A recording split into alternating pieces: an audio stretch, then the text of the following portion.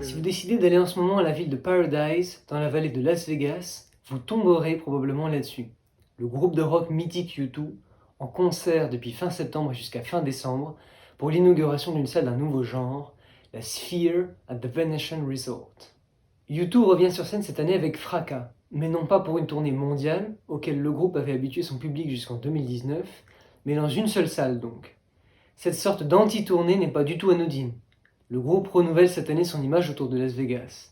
À titre d'exemple, un clin d'œil à la ville est fait dans leur dernier single, Atomic City, sorti le 28 septembre dernier, la veille du premier concert à la Sphere, où certains plans ont d'ailleurs été filmés pour le clip, qui cumule déjà 2,4 millions de vues sur YouTube au moment où je tourne cette vidéo. Et si l'événement se centre autour de cette sphère, c'est bien parce qu'elle est tout à fait particulière.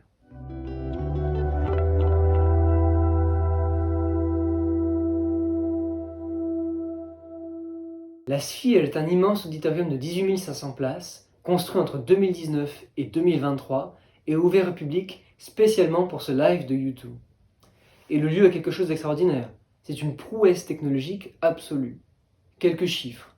Un écran LED 16K de 15 000 m² couvrant tout l'intérieur de la salle, 167 000 haut-parleurs dotés d'une technologie qu'on appelle le beamforming et répartis dans la structure, des fonctionnalités 4D multisensorielles et surtout une exosphère présentant le plus grand écran LED du monde, mesurant 54 000 m².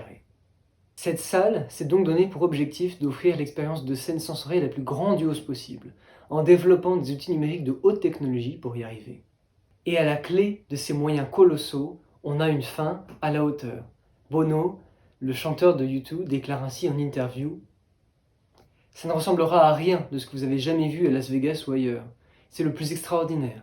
Si cela se produit, c'est une grande folie. » Ou encore « Nous sommes le bon groupe, Achtung Baby le bon album, et The Sphere le bon lieu pour faire passer l'expérience musicale live au niveau supérieur. » Cette performance de U2 à la Sphere se fait donc dans des conditions très différentes de ce que cela aurait pu être sans tous ces effets numériques. Ainsi, de cet exemple particulièrement impressionnant, on peut se rendre compte que l'influence du numérique sur la musique dépasse largement ce que l'on peut penser à première vue. Le numérique impacte pas seulement la promotion et la diffusion de la musique, mais aussi, et c'est peut-être le plus important, sa création.